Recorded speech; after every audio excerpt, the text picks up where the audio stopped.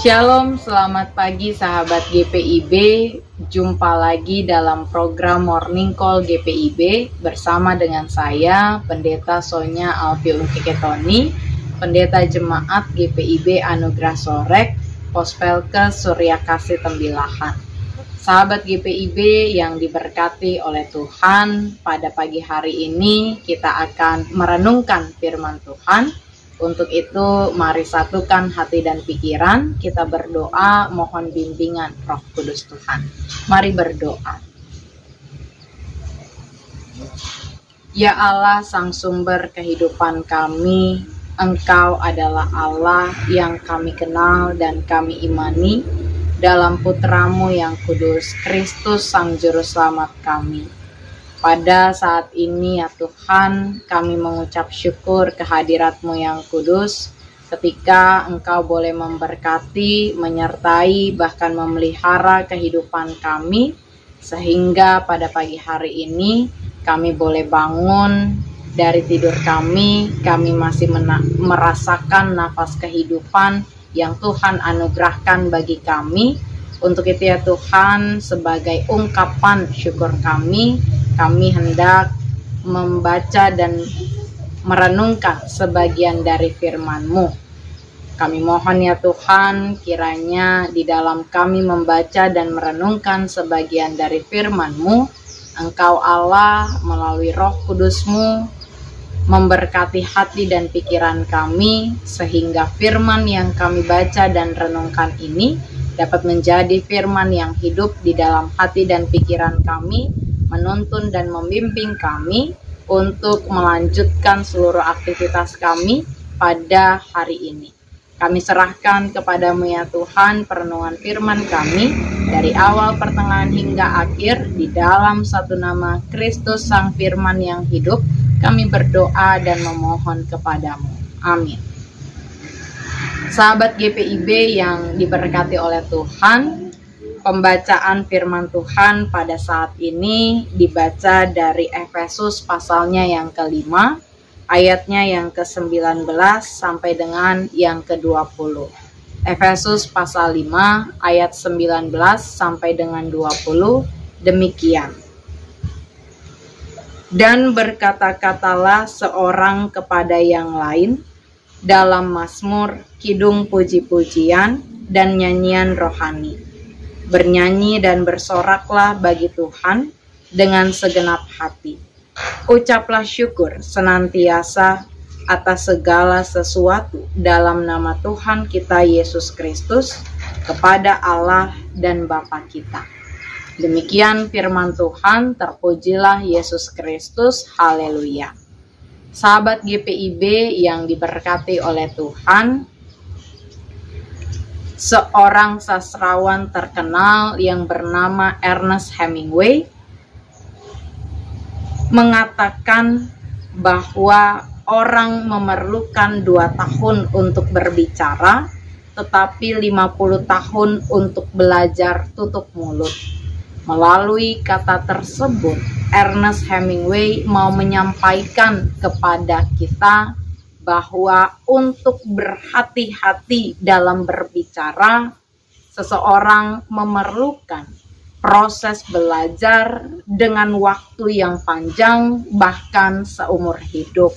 Dan oleh karena itu, sahabat GPIB yang diberkati oleh Tuhan, Ernest Hemingway yang adalah sastrawan yang pernah mendapatkan penghargaan Nobel dalam sastra pada tahun 1954 ini mau menasihatkan kita bahwa sebagai manusia hendaklah kita berhati-hati dalam berbicara maupun berkata-kata.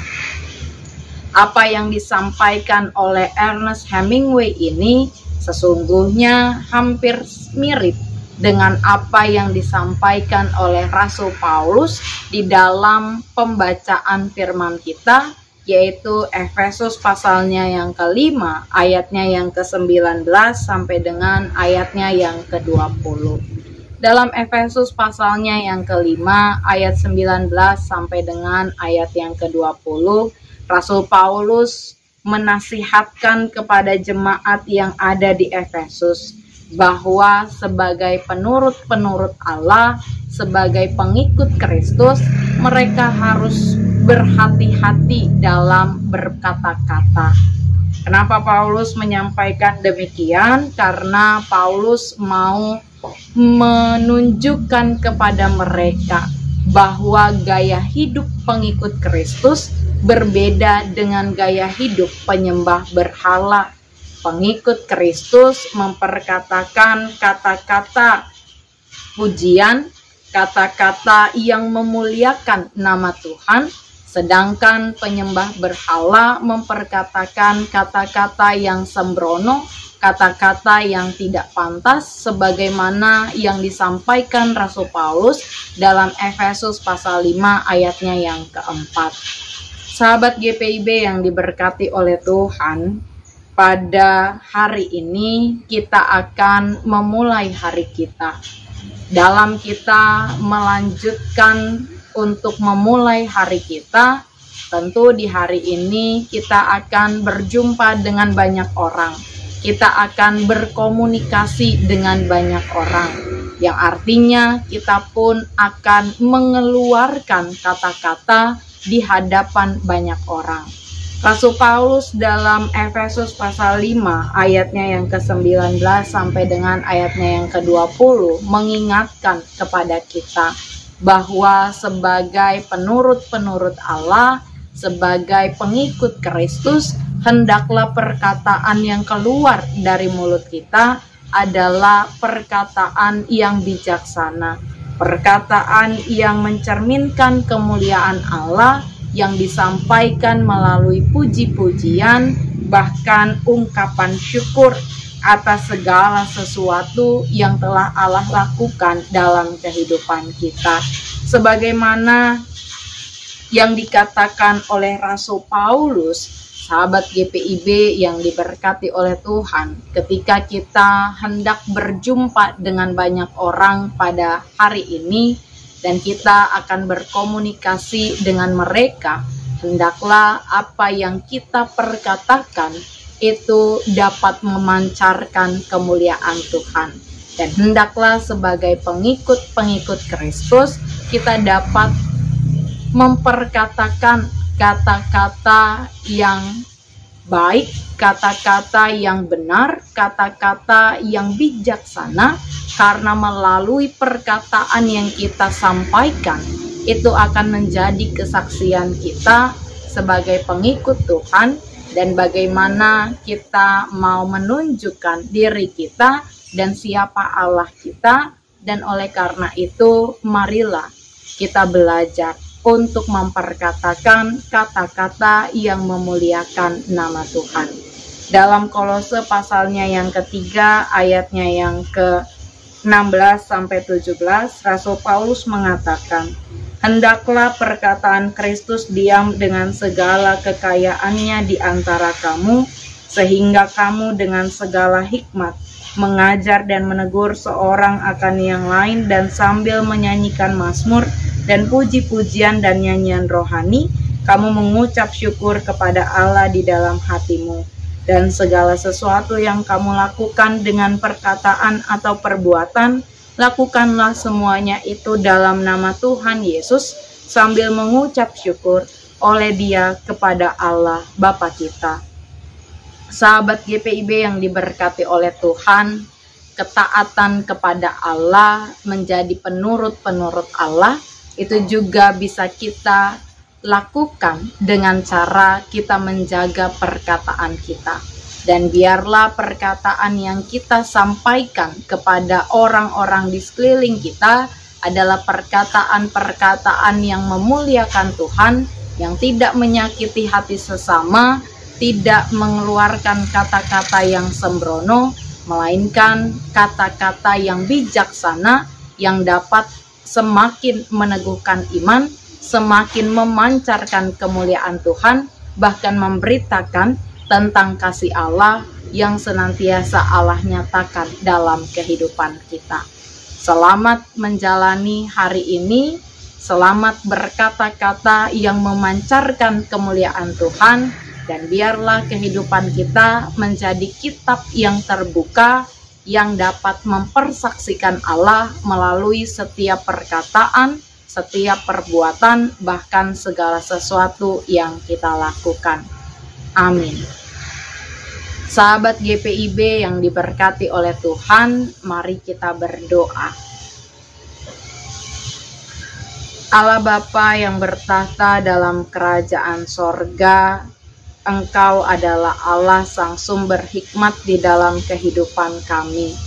Kami bersyukur untuk firman-Mu pada pagi hari ini yang kembali mengajar dan mengingatkan kami agar sebagai pengikut-pengikut Tuhan, kami mampu untuk menjaga perkataan kami mampu berhati-hati dalam berkata-kata di dalam kehidupan kami, sehingga apapun yang keluar dari mulut dan bibir kami, bahkan hati dan pikiran kami, itu dapat menjadi perkataan yang memuliakan Tuhan, yang mempersaksikan akan kebaikan Tuhan. Dan untuk itu ya Tuhan, kami mohon kiranya Roh Kudus mula yang senantiasa menuntun kami, membimbing bahkan menguatkan kami, sehingga sebagai anak-anak Tuhan kami dimampukan untuk dapat melaksanakan firman-Mu di dalam kehidupan kami. Dan biarlah ketika kami melanjutkan seluruh aktivitas kami pada hari ini, Roh Kudus mula juga yang menolong dan menopang kami, sehingga kami mampu untuk melanjutkan hari kami pada hari ini. Kami serahkan kepadamu ya Tuhan untuk setiap kehidupan kami, untuk setiap aktivitas, pekerjaan, bahkan pelayanan kami, hanya ke dalam satu nama Kristus Sang Juru Selamat kami yang hidup, Allah Sang Sumber pengharapan kami berdoa dan bersyukur kepadamu. Terima kasih ya Tuhan, amin. Demikianlah perenungan firman Tuhan pada pagi hari ini. Selamat melanjutkan aktivitas. Salam dari Pos Pelkes Bajem Surya Kasih Tembilahan kepada kita sekalian. Sampai jumpa.